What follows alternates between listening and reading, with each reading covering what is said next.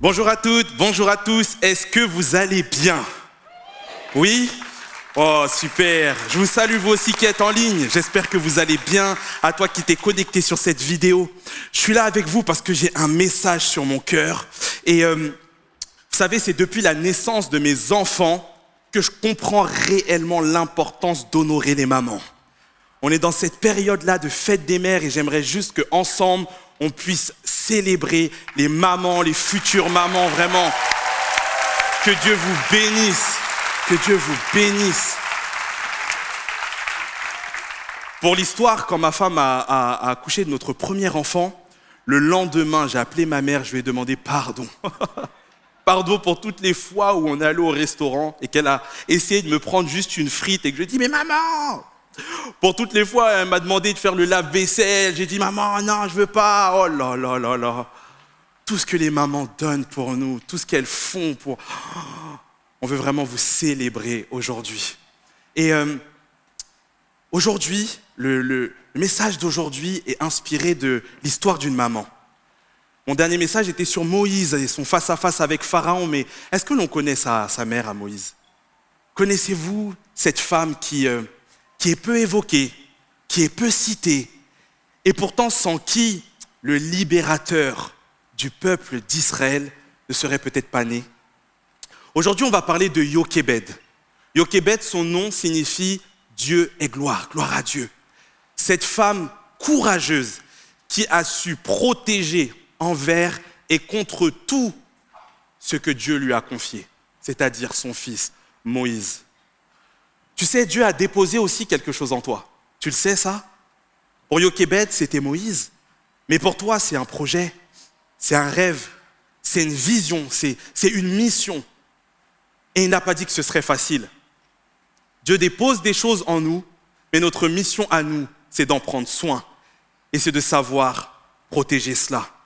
Alors la question que je te pose, et c'est le titre de mon message, es-tu prêt, es-tu prête à protéger ce que Dieu t'a confié? Es-tu prêt à protéger ce que Dieu t'a confié? Pour cela, on va aller dans Exode au chapitre 2, où il est écrit à partir du verset 1, un homme de la maison de Lévi, Amram, avait pris pour femme une fille de Lévi, Jochebed. Cette femme devint enceinte et enfanta un fils. Elle vit qu'il était beau et elle le cacha pendant 3 mois.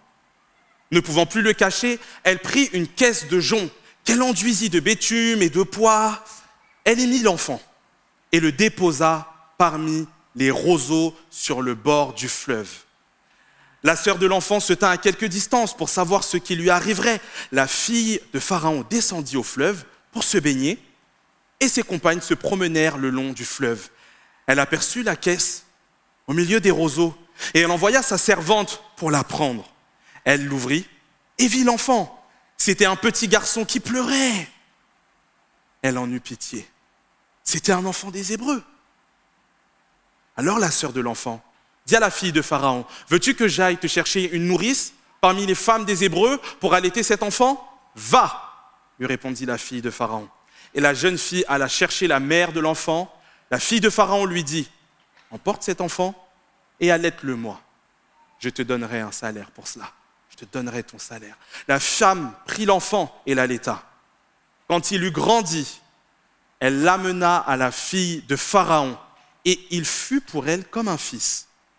Elle lui donna le nom de Moïse, car, dit-elle, je l'ai retiré des eaux.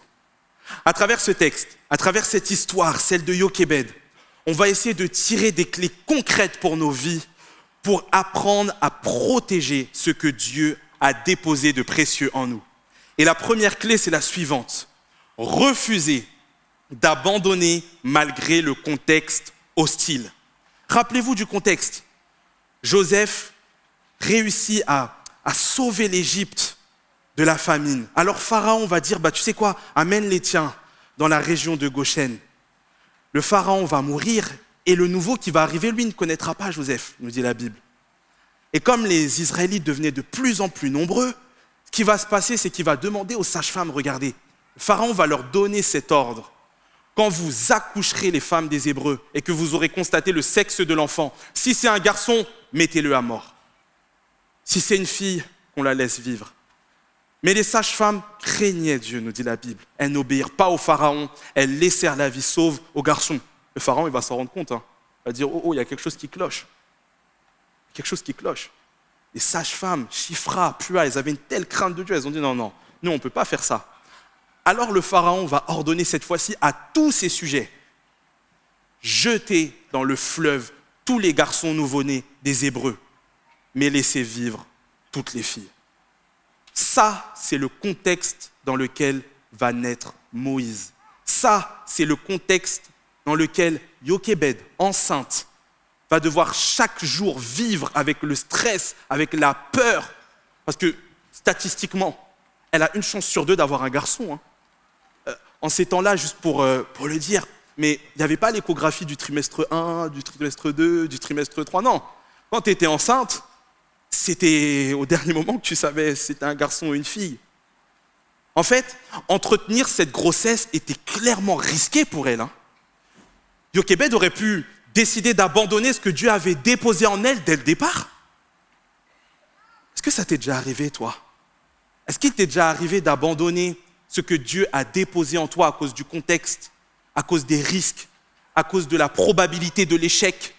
Ce message, il est pour toi à qui Dieu il a déposé quelque chose, à qui Dieu a parlé. Il a mis quelque chose sur ta vie, mais tu as abandonné par peur, par anticipation, en te disant que c'est perdu d'avance.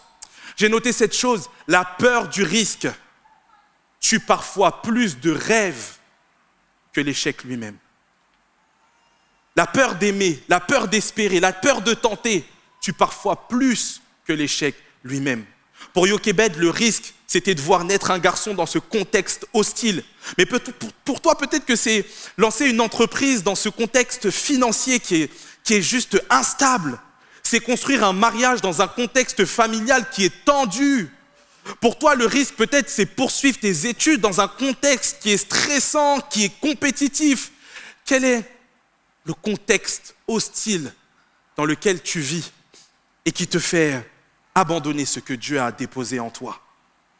C'est drôle, je parlais avec ma petite sœur et elle m'expliquait que elle, son rêve, ça a toujours été d'être sage-femme. Mais il y a un moment donné où elle s'est retrouvée face à la réalité, c'est qu'elle devait passer un concours, ça s'appelle Le ou la passe. Peut-être que ça parle à certains ou à certaines.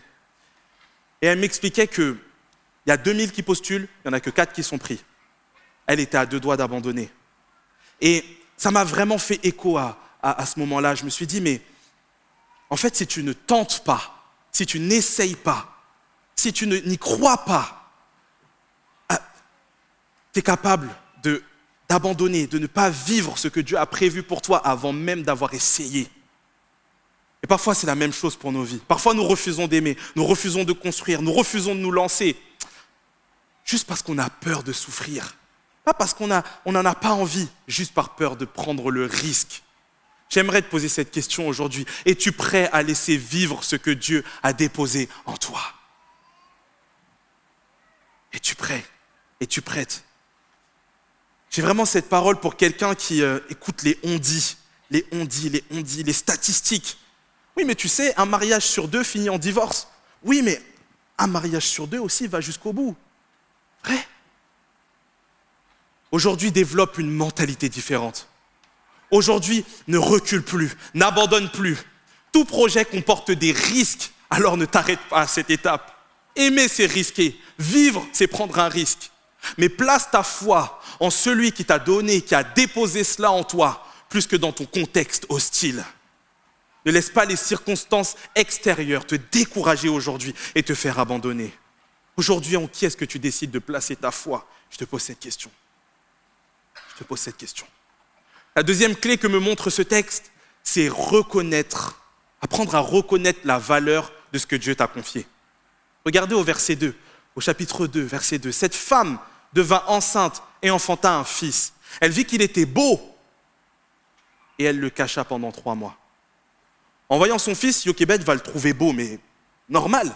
Je pense que tout parent trouve beau son enfant. C'est peut-être pas très objectif, mais c'est la vérité. On trouve tous merveilleux, beaux, nos enfants. Mais le fait de le souligner là, ça m'interpelle. Je me dis, c'est comme si, quelque part, elle avait vu Moïse avec une certaine intentionnalité. Ça a été pour elle comme une révélation. À ce moment-là, elle a comme reconnu qu'il était un don de Dieu pour elle et elle en a réalisé toute la valeur. Elle avait vu toute la valeur de ce que Dieu lui avait confié. Les rabbins, les commentateurs de la Bible, eux, s'accordent tous pour dire que ça ressemble à Dieu au moment de la création qui va dire que ce qu'il a fait, ce qu'il fit était bon. Elle a été capable de reconnaître la valeur de ce que Dieu avait déposé en elle. Alors je te pose cette question, comment est-ce que tu perçois ce que Dieu t'a donné? Es-tu capable de le valoriser? Tu chantes bien, oui, mais j'ai pris des cours de solfège. Tu cuisines bien, oh, j'ai juste suivi la recette. Est-ce qu'aujourd'hui tu arrives à voir ce que Dieu a déposé en toi et à le valoriser? Tellement de fois Dieu dépose en nous des dons, des rêves, mais autour de nous des personnes,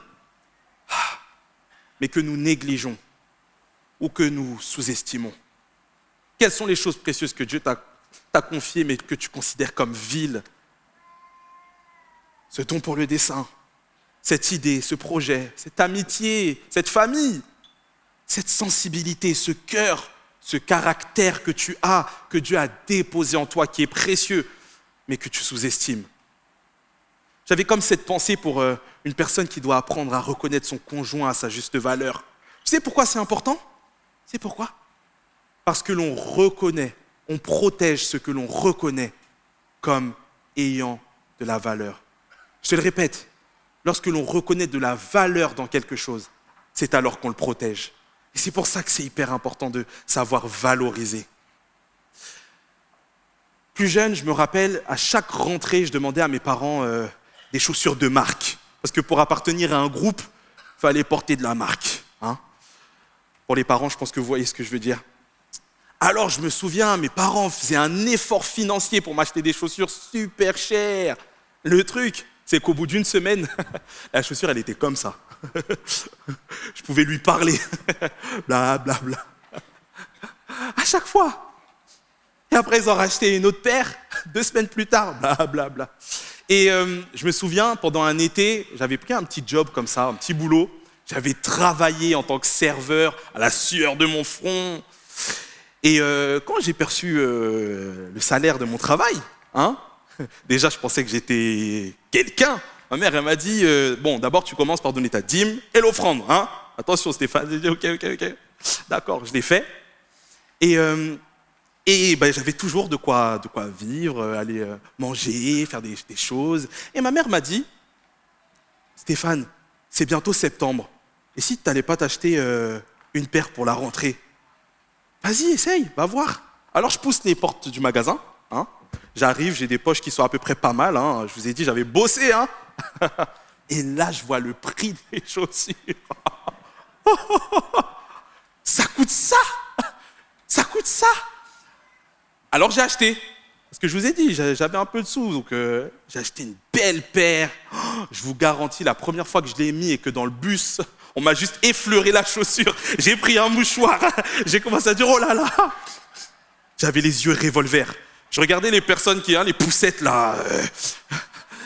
Les poussettes, Seigneur. Vous savez, quand la paire est toute blanche, toute propre là. Oh là là. Et du coup, ça m'a vraiment rappelé cela. Ça m'a rappelé que lorsque l'on reconnaît la valeur d'une chose, c'est à ce moment-là qu'on la protège. C'est à ce moment-là où je me suis souvenu de toutes les paires que j'avais abîmées. Avant de taper dans un ballon, là, je réfléchissais. C'est la même chose pour ce que Dieu a déposé en toi. C'est la même chose pour ce que Dieu t'a donné. Apprends à le valoriser, parce que c'est alors que tu vas le protéger. C'est alors que tu vas le protéger. Tu iras jusqu'au bout de ce projet, oui, mais si tu le reconnais à sa juste valeur. Apprends à mettre les lunettes de Dieu sur ce qu'il a déposé en toi, à voir les choses comme lui les voit. Jochebed a pris des risques pour cette grossesse, a pris des risques pour Moïse, parce qu'elle savait que ce projet en valait la peine. 3e clé, préserver ce qui ne doit pas être exposé trop tôt. Regardez, cette femme devant enceinte et enfanta un fils, elle vit qu'il était beau, on l'a vu, et elle le cacha pendant 3 mois.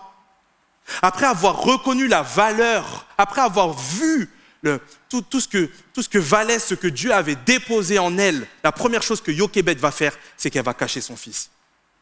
c'est qu'elle va cacher Moïse. Et cela, ça nous enseigne une clé précieuse pour nos vies. Ce n'est pas parce que Dieu dépose quelque chose en toi qu'il doit être exposé tout de suite. Beau ne veut pas dire mature. J'aime bien regarder dans la Bible la signification des chiffres. Le chiffre 3, il peut se traduire par la notion d'accomplissement, la notion de plénitude. Moïse est né, oui, mais il devait encore grandir, maturer. C'est ma femme qui me disait qu'on parle du 4e trimestre. C'est cette période où l'enfant est né, mais il n'est pas encore tout à fait prêt à rencontrer, à affronter le monde extérieur. Une manière de protéger ce que Dieu a mis en toi, c'est savoir faire preuve de patience. D'apprendre à laisser le dépôt divin mûrir, grandir dans le secret, gagner en profondeur. Je m'adresse à toi qui peut-être a dévoilé un projet trop tôt. Dieu t'a parlé, direct, t'es allé le dire. À toi à qui Dieu a mis un rêve, mais que tu n'as pas laissé mûrir, maturer en toi. En fait, aujourd'hui, j'aimerais qu'on puisse réaliser, que tu puisses réaliser qu'il y a notre temps, mais il y a le temps de Dieu aussi. Il y a notre timing, mais il y a le timing de Dieu. Dans le cadre de mes études, j'ai été amené à faire un projet entrepreneurial et j'avais une idée. Je suis parti la présenter à un de mes professeurs et je me souviens encore aujourd'hui, il a fermé la porte et m'a dit « Monsieur Oyono, écoutez bien, ce projet est révolutionnaire. » Je suis arrivé, j'ai dit « Ah ouais, à ce point-là ?» Et il m'a dit « Ah si, je vous le dis, préparez-vous même à… » Là, c'est un devoir, hein, mais à devoir continuer ce projet même après vos études. J'ai fait « Oh là là, c'est sérieux ça. » Et il m'a dit « Je vous laisse juste un conseil par contre. Juste un. Entourez-vous bien. Trouvez des étudiants avec vous qui vont pouvoir construire ce projet avec vous. » Je me suis dit « Ok. » La première chose que j'ai fait, on avait un groupe sur un réseau social avec les étudiants. Eh ben, j'ai écrit sur le groupe. Hello, je recherche des personnes intéressées pour mon projet. Alors, je vous explique le projet. Je vais faire ça. Il y aura ça dans le projet. Il y aura aussi ça. On va mettre en place cette offre-là. Ça consistera en ça, etc. On travaille sur le projet et arrive la fin de l'année. J'ai eu une note cata. On m'a limite dit que j'avais plagié l'idée d'un autre. J'ai commencé ça. En fait, quelqu'un d'autre avait déposé mon idée avant moi. Oh là là. Ah, là, j'avais mal au cœur. J'avais mal au cœur. En fait, ça m'a permis de comprendre, ça me permet de comprendre cela.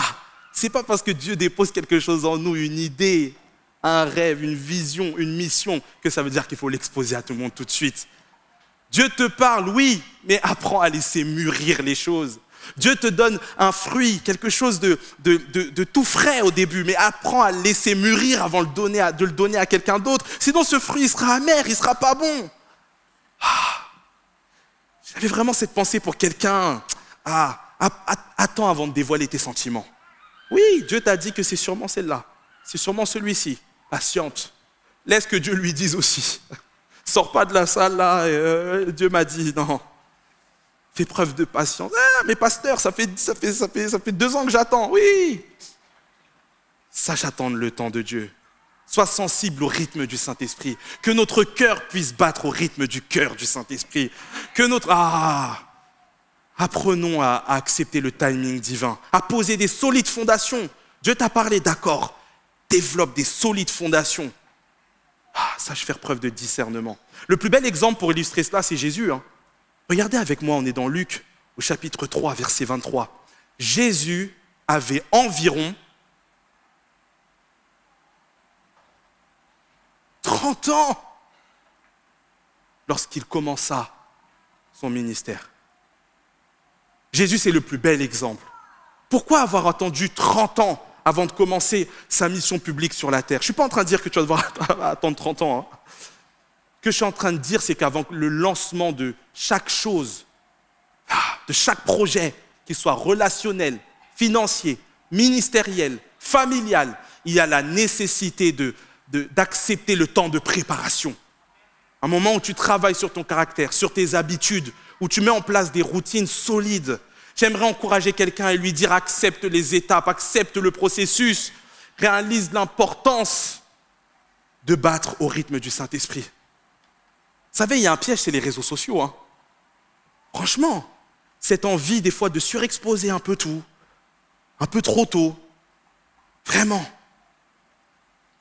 La quatrième clé que me montre ce récit, c'est la suivante. Déposer, savoir déposer entre les mains de Dieu ce qui te dépasse. Regardez, il est écrit au verset 3. Ne pouvant plus le cacher, elle prit une caisse de jonc qu'elle enduisit de bitume et de pois. Elle y mit l'enfant et le déposa parmi les roseaux sur le bord du fleuve. Jusqu'à là, Jochebed, elle gérait. Hein. Elle a refusé de se laisser décourager par le contexte. Elle a accepté de prendre des risques. Elle a reconnu la valeur de ce que Dieu avait déposé en elle. Elle avait préservé Moïse autant que possible, mais arrive un moment où elle est arrivée au bout de ses limites. Elle est fatiguée. Parce que lorsque l'on prend soin de ce que Dieu met en nous, la conséquence, c'est que cela grandit en fait. Et qu'un jour, potentiellement, cela nous dépasse aussi. Et c'est précisément à ce moment-là que nous devons comprendre une vérité essentielle, qui est que ce que nous ne pouvons plus porter seuls doit être déposé entre les mains de Dieu. Est-ce que c'est ton cas aujourd'hui? Tu te sens fatigué, dépassé. Tu as tellement lutté pour protéger cette vision. Tu as tellement lutté pour protéger ce que Dieu a mis en toi. Et aujourd'hui, tu es fatigué, à bout de tes forces. C'est peut-être que Dieu ne te demande plus seulement de contrôler, il te demande aussi de lui déposer. De lui déposer. Alors je t'encourage aujourd'hui à déposer entre ses mains ta famille, à déposer entre ses mains cette amitié, à déposer entre ses mains peut-être cet enfant pour lequel tu pries. Tu dis Seigneur, mais je prie. Tu as mis ce fardeau sur mon cœur pour cette personne, je prie. Dépose entre ses mains ce fardeau. Parce que lui, son joug, il est doux et léger, nous dit la Bible. Peut-être que c'est un projet que tu tiens à bout de force, un rêve, une vision. Tu as tellement défendu. Aujourd'hui, dépose-le entre les mains de Jésus. En fait, je voulais ramener une altère, mais je n'avais pas le courage, honnêtement, de l'amener jusqu'ici, chez moi, jusqu'ici, là, Seigneur. Et un jour, j'avais cette image de, comme si Dieu montrait que pour muscler sa foi, il faut apprendre à recevoir de lui, déposer. Recevoir de lui, déposer. Recevoir de lui, déposer. Recevoir de lui, déposer. Apprends à faire ce mouvement. À chaque fois que Dieu dépose quelque chose en toi, tu lui déposes. C'est une relation d'amour. Il y a une relation de proximité. Ce que tu me donnes, je te le rends. Ce que tu me donnes, je te le rends. Et c'est là où ta foi elle devient solide et costaude.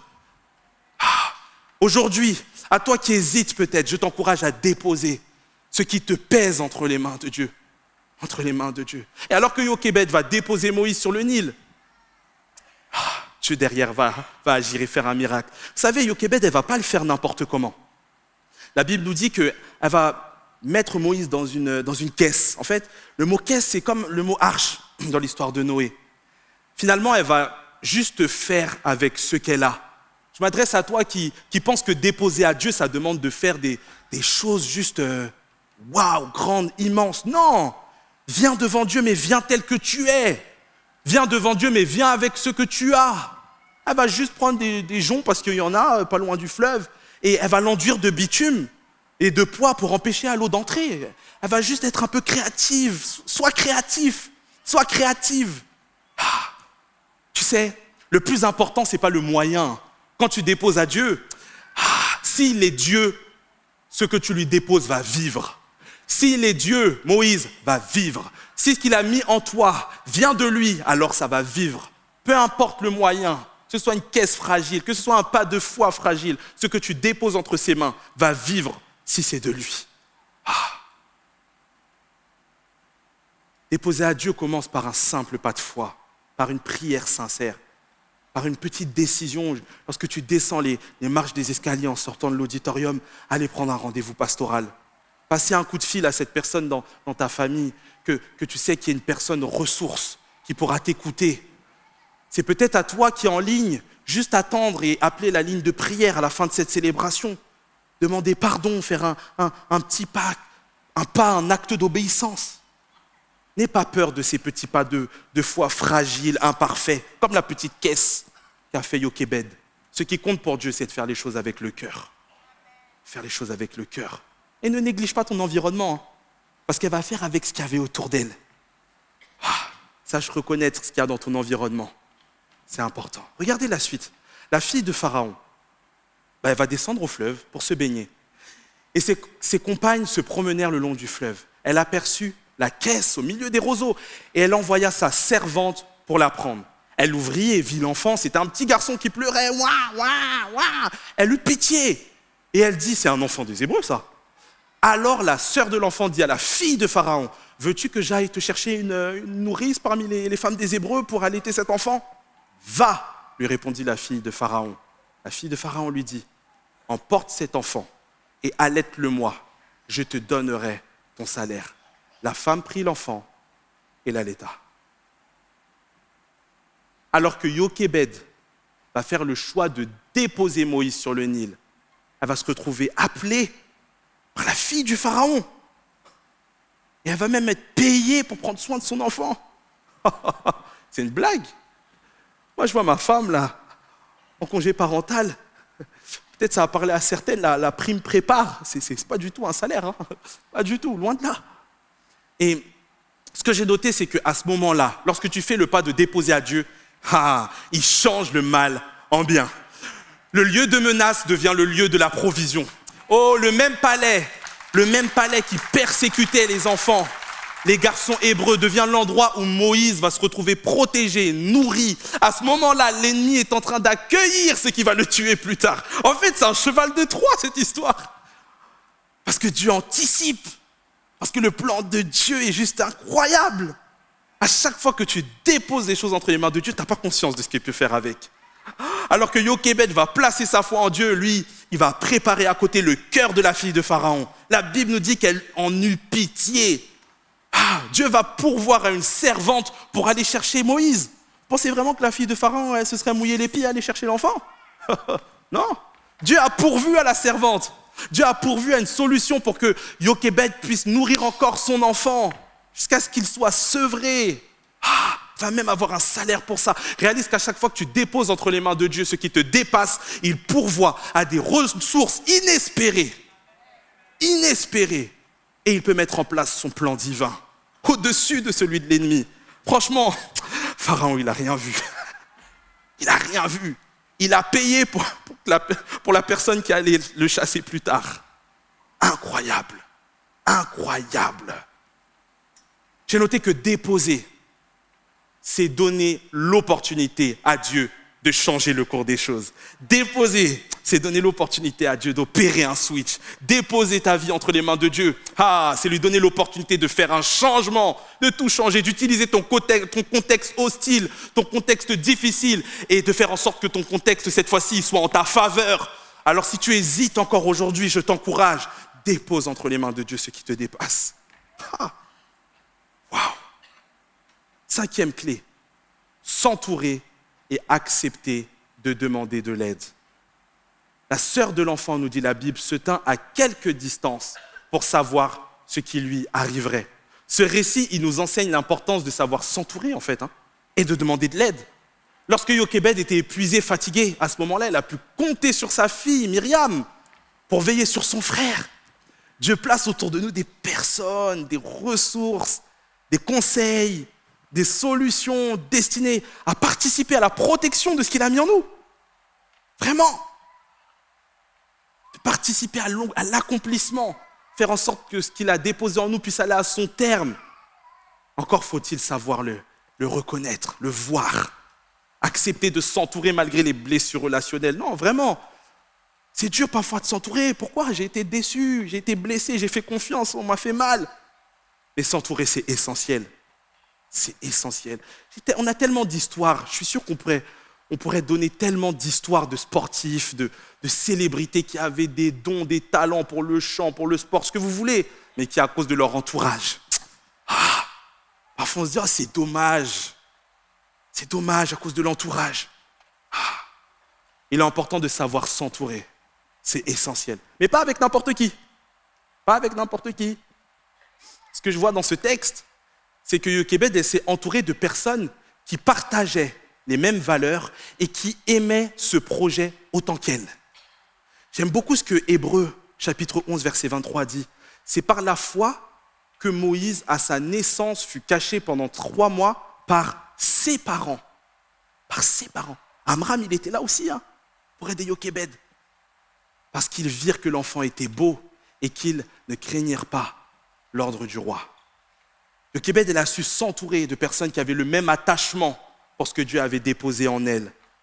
S'entourer de Amram, s'entourer de Myriam, et aussi sa fille, et aussi de personnes matures et capables de protéger ce que Dieu lui avait confié. Parce que Myriam, elle va avoir le courage. Déjà, la Bible nous dit qu'elle va se tenir à bonne distance. Donc elle avait la maturité quand même de regarder Moïse, mais pas trop proche non plus pour rester discrète. Elle a vraiment super bien joué son rôle. Elle a aussi réussi à aborder la fille du roi. La Bible nous dit qu'elle va aller demander à la fille de Pharaon si elle veut qu'elle aille chercher une nourrice pour l'enfant. Ça demande du courage, ça demande de la maturité, ça demande d'oser. Alors entoure-toi, oui, mais pas avec n'importe qui, pas de n'importe qui. De personnes qui aiment ce que Dieu a déposé en toi et de personnes matures et capables aussi de protéger cela. De protéger cela. Apprends à reconnaître les personnes que Dieu a placées autour de toi. Certaines relations, en fait, sont comme des réponses de Dieu pour ce que tu portes aujourd'hui. Et j'aimerais vraiment te dire aussi cette chose. Demander de l'aide, ce n'est pas un manque de foi. Non, ce n'est pas un manque de foi. Sixième clé, sixième et dernier point, relâcher.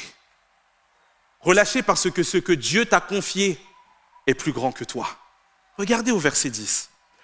Quand il eut grandi, elle l'amena à la fille de Pharaon.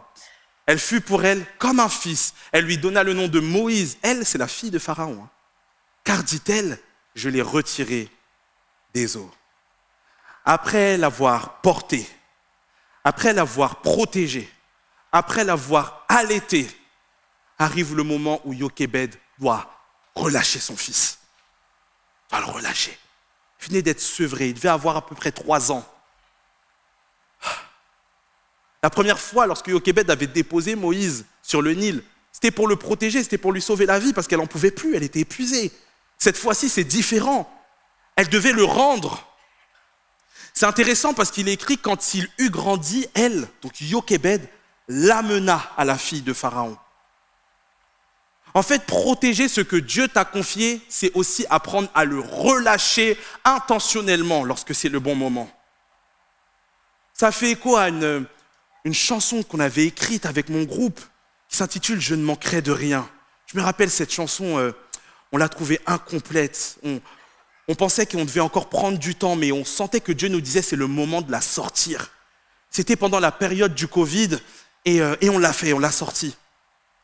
Et à la rentrée, je commençais un stage et je me souviendrai toute ma vie, une personne était venue me voir et m'a partagé que pendant le Covid, elle avait vécu une forte dépression où elle ne croyait plus dans la fidélité de Dieu. Elle avait des idées noires et que c'était cette chanson qui l'avait aidé à sortir de cette période. Ça m'avait impressionné, surpris, je ne m'y attendais pas. Et en fait, j'ai vraiment réalisé cela, c'est que ce que Dieu dépose en nous, cela va au-delà de nous. Ça a pour but de bénir les autres. Lorsque Dieu dépose quelque chose en toi, en fait, quelque part, c'est pour les autres. En fait, Moïse n'était pas seulement son fils à Jochébed. Moïse était une réponse de Dieu pour toute une génération. Ce que Dieu dépose en toi n'est pas seulement pour toi. Cela est la réponse pour des personnes qui prient, qui crient, qui attendent de voir la révélation de Dieu. Jochébed ne le savait pas, mais si elle gardait pour elle Moïse, en fait, Israël aurait peut-être perdu son libérateur. La Bible nous dit que « et il fut pour elle comme un fils ». Moïse fut pour la fille du Pharaon comme un fils, et elle va lui donner le nom de Moïse. C'est elle qui va l'appeler. La fille du Pharaon va s'approprier le don qu'avait fait Dieu à Jochébed.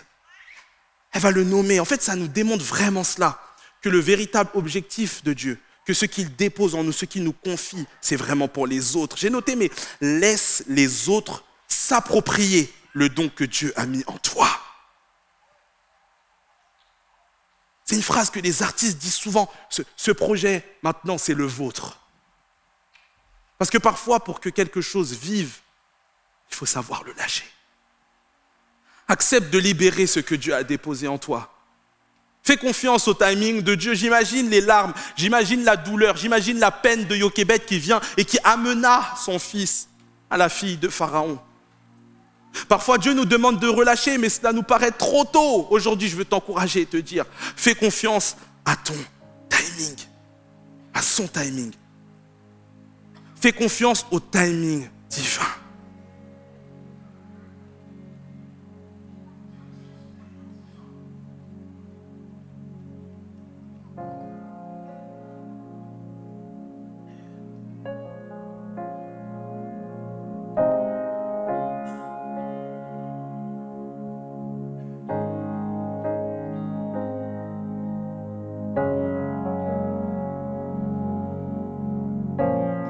Tu m'appelles au-delà des eaux, dans l'inconnu, aucun appui. Et tu te révèles dans ce mystère, dans l'abîme, ma foi demeure. Et j'invoquerai ton saint nom, portant mes yeux vers l'horizon. Dans la tempête, tes bras abriteront mon âme. Je t'appartiens et tu es mien.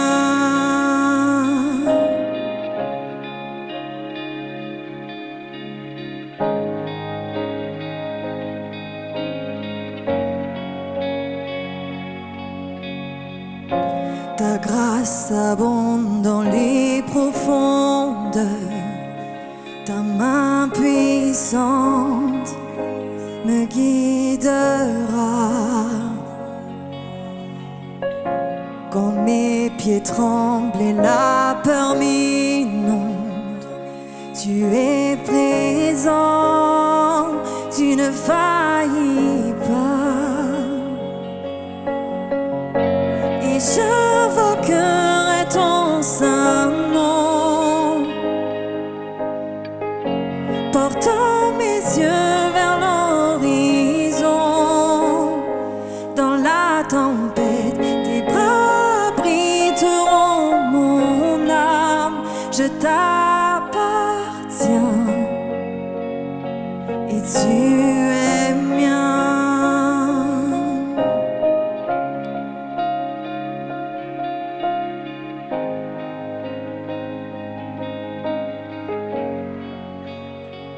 Aujourd'hui, quel est le pas de foi que tu dois poser?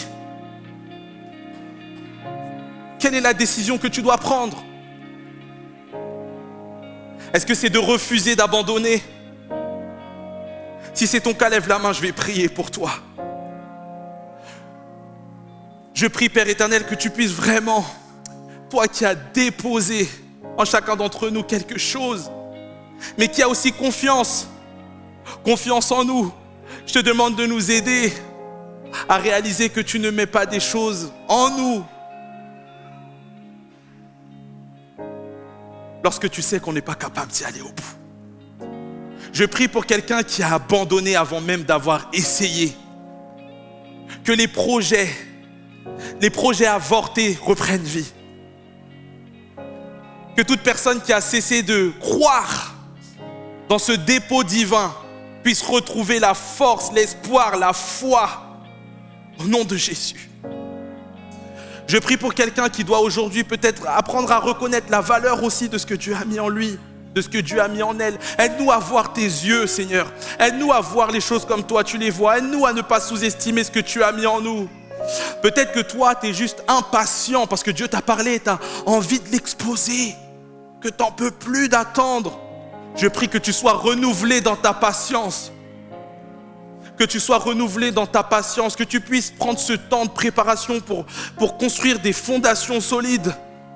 Peut-être que toi, ton challenge aujourd'hui, la clé que tu dois saisir, c'est déposer entre les mains de Dieu ce qui te dépasse parce que tu es à bout de force. Je prie que tu aies le courage en cet instant avec un geste simple, un acte simple, de venir déposer à Dieu cela. Ton challenge, c'est peut-être de t'entourer. Tu as été déçu, tu as été blessé, tu as fait confiance, on t'a trahi. Aujourd'hui, je prie pour un vent de guérison et de pardon, pour que tu puisses t'entourer avec les personnes qui vont t'aider à aller au bout de ce que tu as mis en toi. Et enfin, si ton challenge, c'est de relâcher, parce que tu as tellement souffert, tu as tellement enduré pour ça, et aujourd'hui, c'est dur de le laisser partir. Que tu puisses aujourd'hui comprendre que l'objectif est plus grand que toi. Que tu puisses ouvrir les yeux sur toutes ces personnes qui ont besoin de bénéficier de ce que Dieu a mis en toi. Tu as peut-être déposé dans ton cœur l'écriture d'un livre. Ce livre doit sortir. Dieu a mis dans ton cœur un projet pour l'accompagnement des couples. Ce projet-là doit sortir. Que Dieu puisse te donner la force de relâcher ce qu'il a mis en toi. Laisse-le repousser les limites de ta foi aujourd'hui. Si tu souhaites te positionner, si tu as saisi une de ces clés, alors je t'invite à te lever et à chanter la suite de ce chant qui dit « Saint-Esprit, viens et repousse les limites de nos foi. » Saint-Esprit, repousse les limites de ma foi. Apprends-moi à marcher sur l'eau, peu importe où tu m'appelles. Conduis-moi plus loin que je n'oserais m'avancer, et ma foi sera fortifiée dans la présence de mon Sauveur. Saint-Esprit, repousse les limites de ma foi. Apprends-moi à marcher sur l'eau, peu importe où tu m'appelles. Conduis-moi plus loin que je n'oserais m'avancer, et ma foi sera fortifiée dans la présence de mon Sauveur. Saint-Esprit, repousse les limites de ma foi. Apprends-moi à marcher sur l'eau, peu importe où tu m'appelles. Conduis-moi plus loin que je n'oserais avancer, et ma foi sera fortifiée dans la présence de mon Sauveur.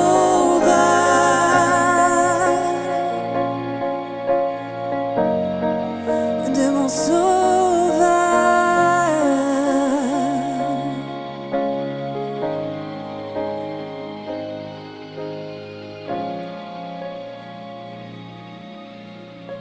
Je veux t'encourager à nouveau.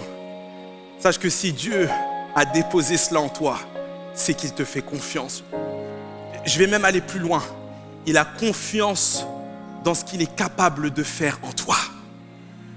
Alors si tu te sens dépassé, pas à la hauteur, fais confiance au Saint-Esprit en toi. Lui a la force. Lui a la force, a la capacité. Quelques annonces pour finir cette célébration. Si tu as été interpellé, tu as ce besoin de prier, je t'invite à écrire à l'adresse prière@églisemlk.fr. Elle va s'afficher avec la ligne de prière pour vous qui êtes en ligne. Il n'y aura pas de prière pour vous qui êtes en salle ce week-end, mais vous pouvez également écrire à cette adresse. Il y a des personnes qui prennent le temps de prier pour chacun des sujets. MLK Diversité organise des colonies cet été. Il va y avoir 3 semaines différentes, 3 groupes différents en juillet, mais aussi au mois d'août. Ce sera pour les primaires, les collégiens et les lycéens. Je vous invite vraiment à inscrire vos enfants. J'ai eu l'occasion de participer aux 2 dernières saisons et je peux vous garantir, c'est vrai que c'est un investissement. Ça a un coût, mais ça en vaut la peine. Je crois vraiment, j'ai toujours été impressionné de voir ce que Dieu est capable de faire en si peu de temps. Les relations qui peuvent se construire entre les jeunes, des relations saines, basées sur la foi, mais aussi des rencontres avec Dieu, avec le Saint-Esprit. Je vous encourage vraiment à vous qui êtes parents à le faire. Et si vous avez à cœur aussi peut-être de soutenir une famille, vous avez à cœur un enfant, n'hésitez pas aussi. Pour les beaux jours pour cet été, le Seven Rooftop qui est juste au-dessus de cet auditorium, recrute pour les beaux jours, comme je disais. Et il y a besoin de personnes en salle pour le service, pour les mois de juin, de juillet et d'août. Donc si vous êtes intéressés, je vous encourage à écrire à l'adresse direction@rooftopbymlk.com.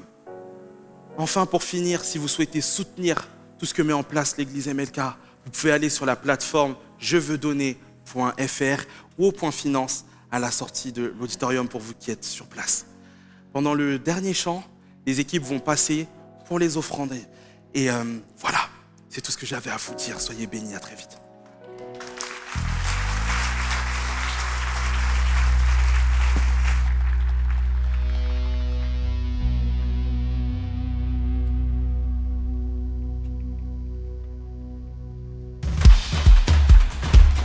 On termine comme on a commencé.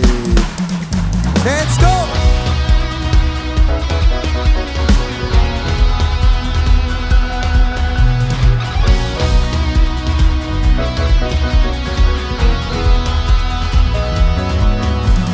Yahweh, Yahweh, Yahweh, Yahweh, ton nom est très saint, je ne le prendrai pas en vain. Yahweh, Yahweh, Yahweh, Yahweh, ton nom est très saint, je ne le prendrai pas en vain. Hey, hey, hey.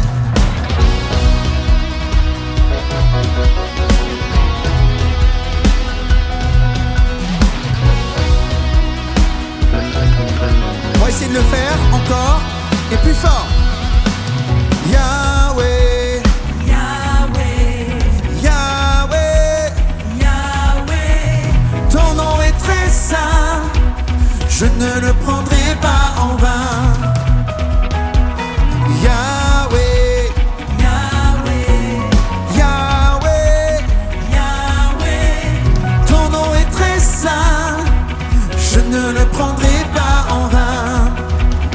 Non, je n'aurai pas d'autre Dieu que toi. Non, je n'aurai pas d'autre Dieu que toi. Rien n'est au-dessus de toi, n'est égal à toi, personne n'est comme toi. Non, je n'aurai pas d'autre Dieu que toi. Personne, personne, personne. Oh, oh.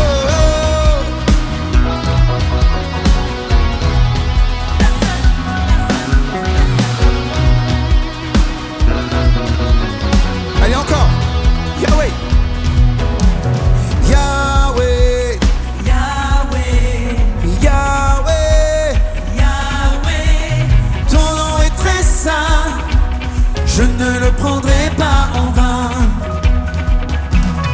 Yahweh, Yahweh, Yahweh, Yahweh, ton nom est très saint, je ne le prendrai pas en vain.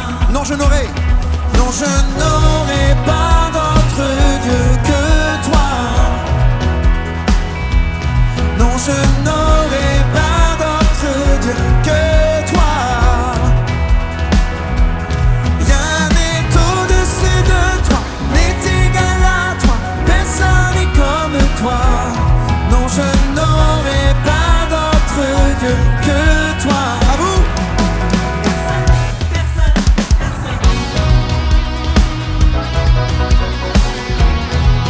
personne, Personne, personne.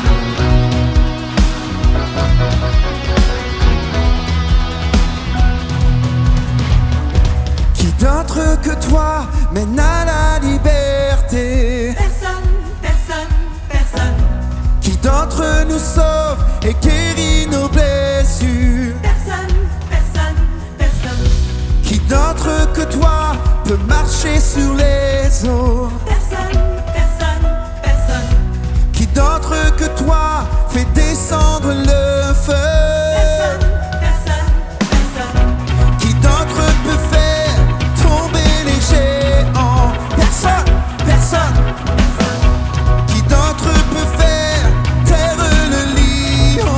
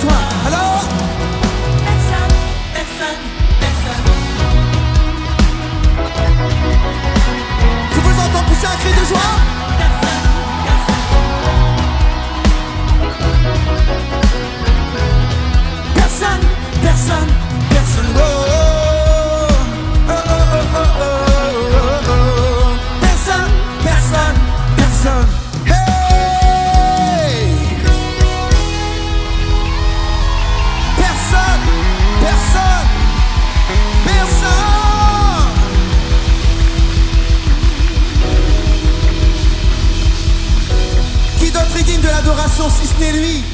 Cette vidéo t'a parlé? Clique sur j'aime. N'oublie pas également de t'abonner et de déclencher les notifications. Si cette vidéo t'a touché, elle peut aussi faire du bien à ceux qui t'entourent. Prends 5 minutes pour la partager à un proche ou à un ami qui en aurait besoin.